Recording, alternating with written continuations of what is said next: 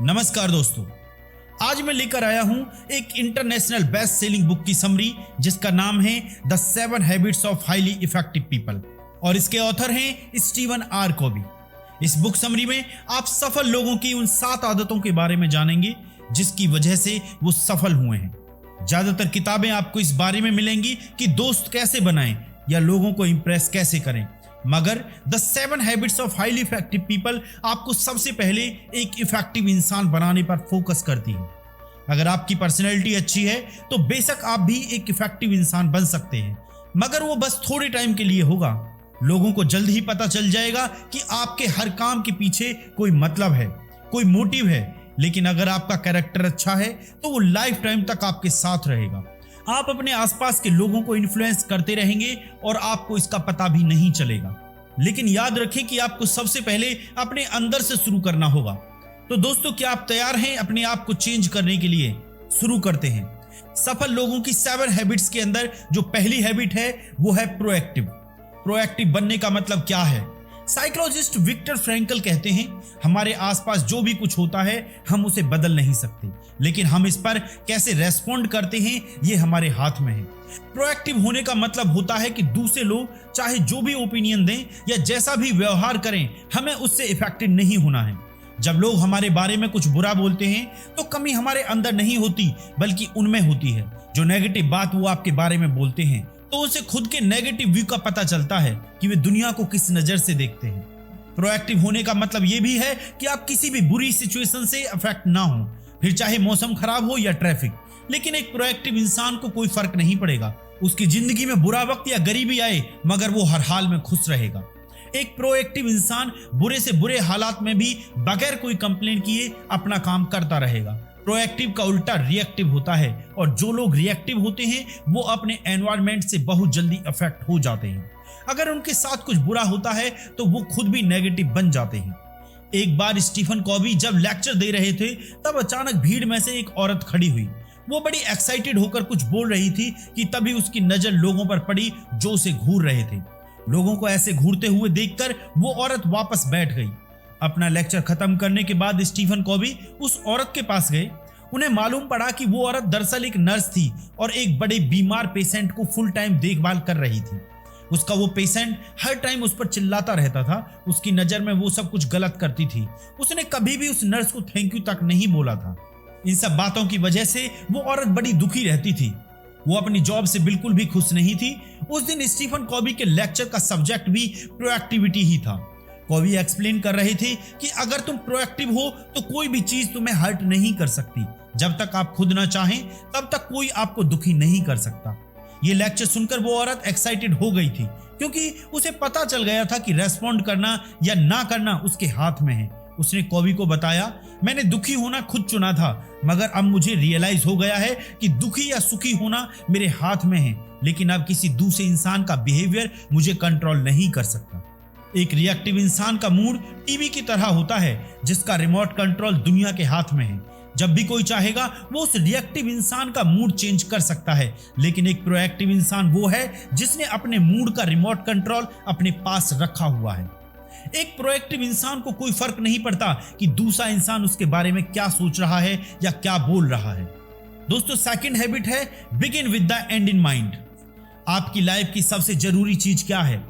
अपने माइंड में एंड को लेकर शुरुआत से हमारा मतलब है कि आपके सारे एक्शन, आपकी वैल्यूज आपके पर्पस से मैच होने चाहिए। आपको आपका फाइनल गोल, आपका डेस्टिनेशन पता होना चाहिए ताकि आपका हर स्टेप उसकी तरफ जाए। हम कई बार बहुत सी प्रॉब्लम्स फेस करते हैं।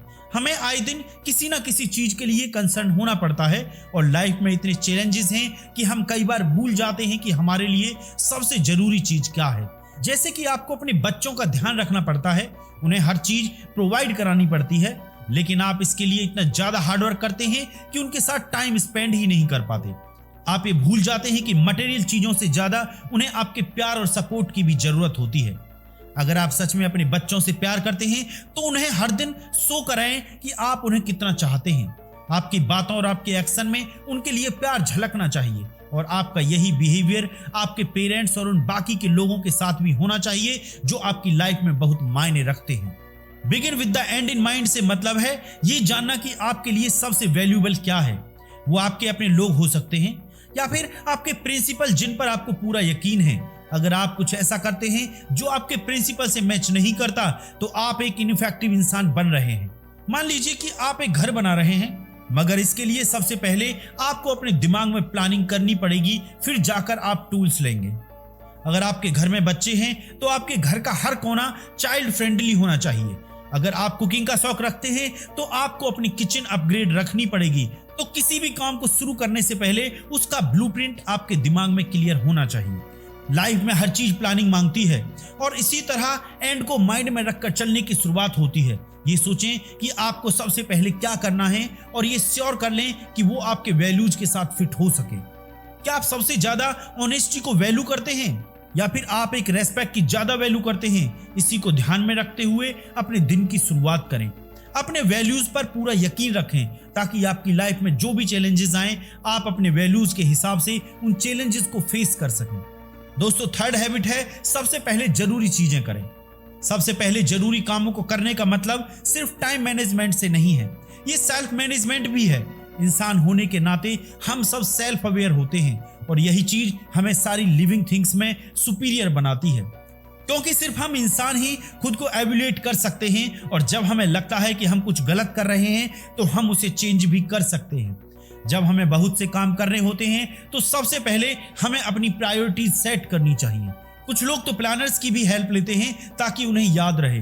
कुछ लोग टू डू लिस्ट और ब्रॉडर्स बनाते हैं ताकि उन्हें जरूरी काम याद रहे। लेकिन बावजूद इन सब के कई बार हम अपने बेहद जरूरी काम टाइम पर कंप्लीट नहीं कर पाते। जब आपकी प्रायोरिटीज पूरी नहीं हो पाती तो सेल्फ डिसिप्लिन आपकी प्रॉब्लम नहीं है। असली प्रॉब्लम यह है कि आपने अपनी प्रायोरिटीज को दिल दिमाग में बिठाया ही नहीं। आपने सोचा ही नहीं कि ये आपकी टॉप प्रायोरिटीज क्यों हैं, क्यों ये आपके लिए इंपॉर्टेंट हैं। सोचिए जरा इसके बारे में, ये आपको और ज्यादा मोटिवेट करेगा। टाइम मैनेज करना चैलेंज नहीं है बल्कि खुद को मैनेज करना चैलेंज है। सबसे पहले जरूरी चीजें करें, इस बात का मतलब है कि अपनी प्रायोरिटीज को पहले नंबर पर रखें। इसका मतलब यह भी है कि जरूरत पड़ने पर आप ना बोलना सीखें। जब आपके पास करने के लिए ढेर सारे काम हो तो उन टास्क को ना बोल दीजिए जो आपकी प्रायोरिटीज का हिस्सा नहीं है। एग्जाम्पल के लिए सैंड्रा को एक कम्युनिटी प्रोजेक्ट का चेयरमैन बनने को बोला गया, मगर उसके पास पहले से ही इंपॉर्टेंट टास्क थे, मगर प्रेशर में आकर उसे हाँ बोलना पड़ा। सैंड्रा ने अपने पड़ोसी कोनी को पूछा कि क्या वो इस प्रोजेक्ट को ज्वाइन करना चाहेंगी। सैंड्रा की बात सुनकर कोनी ने कहा, सैंड्रा ये प्रोजेक्ट काफी मजेदार लगता है मगर कुछ रीजन से मैं इसमें पार्टिसिपेट नहीं कर पाऊंगी, मगर सच में तुम्हारे इस इनविटेशन को मैं अप्रिशिएट करती हूँ। उसके बाद सैंड्रा को लगा कि जैसा कोनी ने किया उसे भी वही करना चाहिए था। वो भी तो पोलाइटली ना बोल सकती थी जब उसे चेयरमैन बनने के लिए बोला गया था।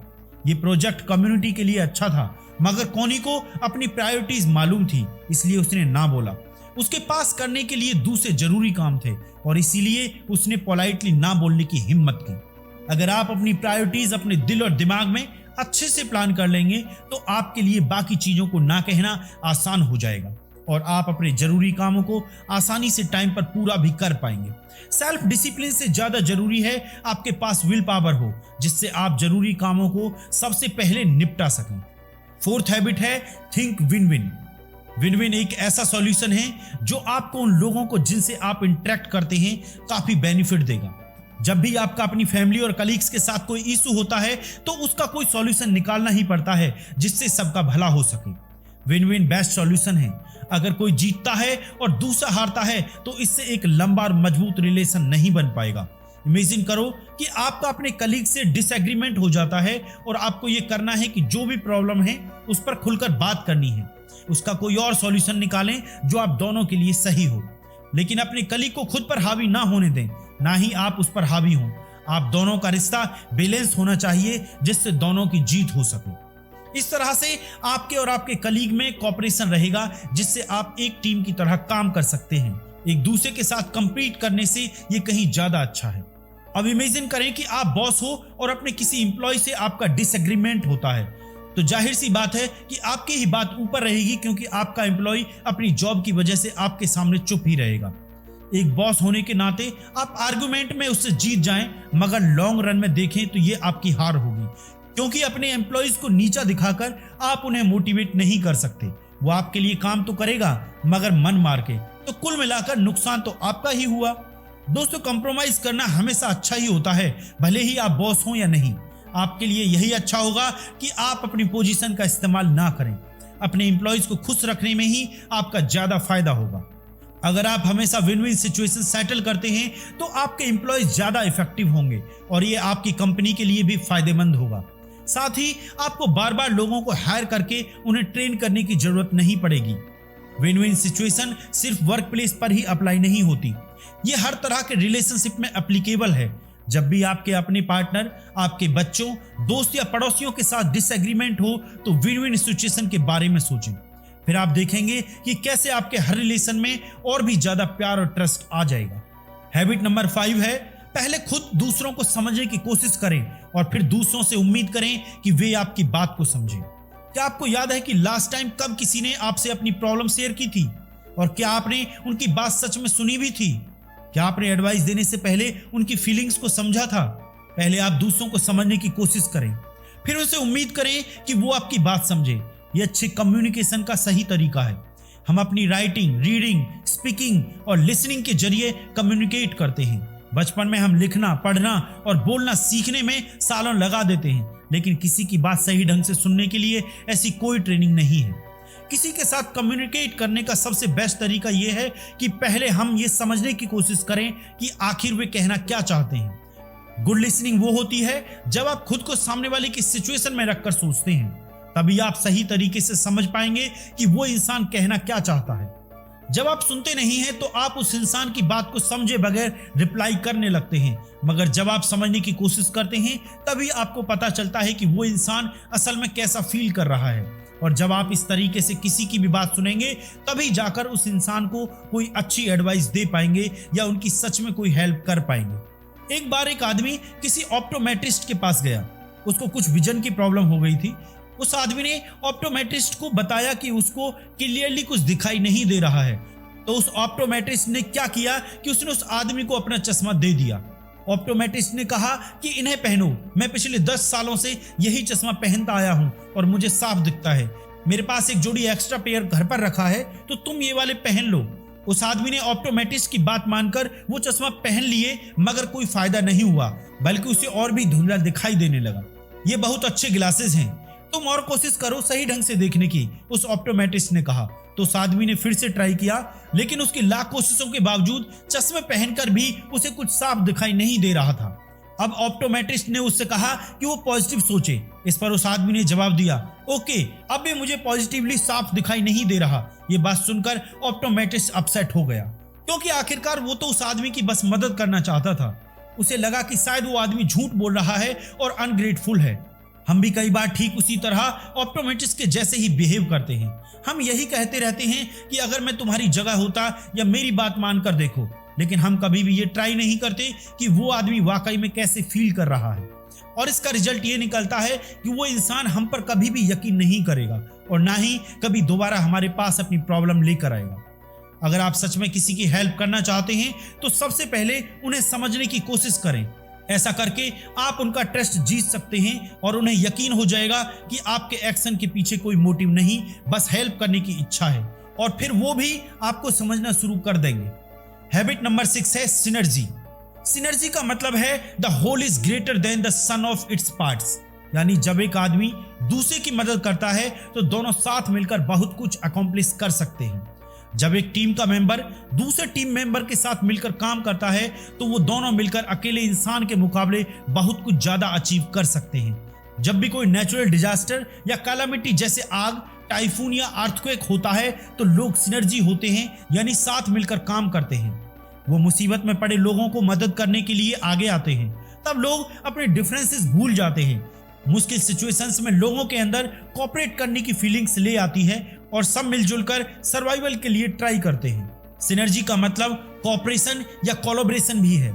इसका मतलब साथ मिलकर चलना और कंबाइंड एफर्ट भी है। चाहे कोई भी ग्रुप हो, अगर आपस में सिनर्जी होगी तो इसका बेनिफिट जरूर मिलेगा। लेकिन प्रॉब्लम तो ये है कि ये सिनर्जी हमारी लाइफ में हर रोज नहीं आती। लोग आपस में अपने डिफरेंसेस दूर करना ही नहीं चाहते।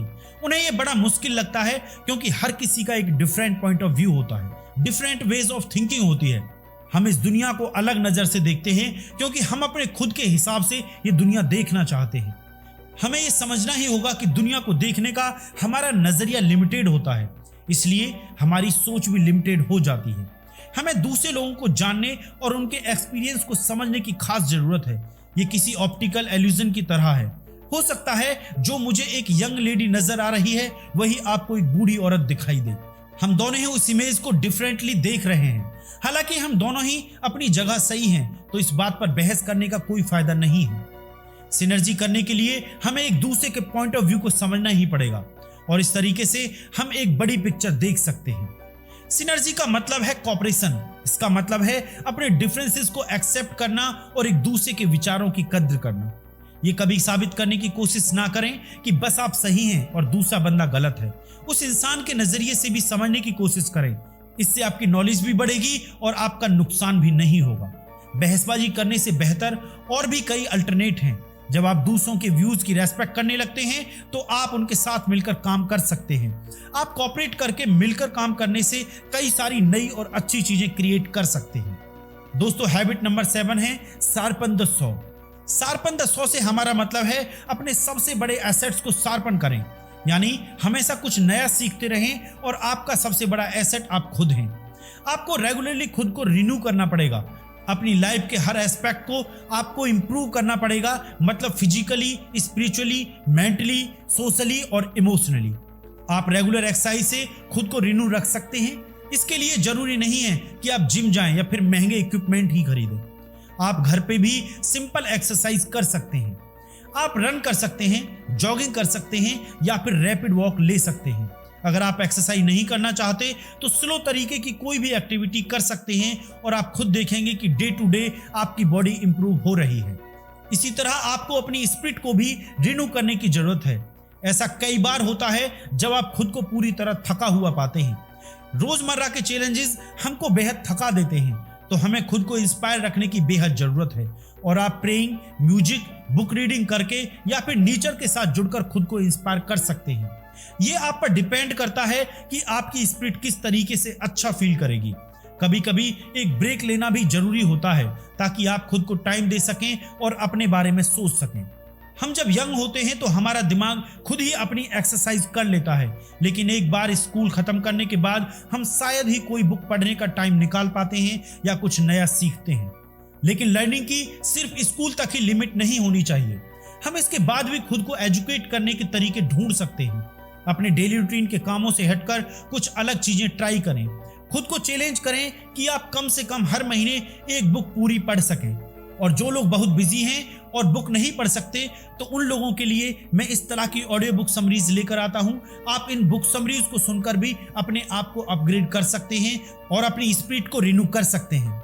हमारे सोशल और इमोशनल एस्पेक्ट एक दूसरे के साथ क्लोजली जुड़े होते हैं।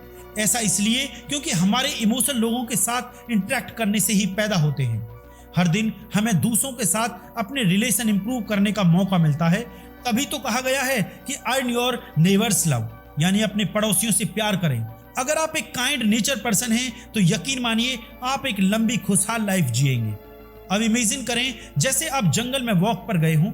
आपको एक आदमी नजर आता है जो एक छोटे से पेड़ को काट रहा है। आप देखते हैं कि वो आदमी काफी थक गया है, तो आप उससे पूछते हैं कि वो कितनी देर से ऐसा कर रहा है। वो आदमी कहता है 5 घंटे हो गए हैं और मैं अब थक कर चूर हो गया हूं। ये बड़ी मेहनत वाला काम है। तो आप उस आदमी को सलाह देंगे कि उसे कुछ मिनट का ब्रेक लेना चाहिए।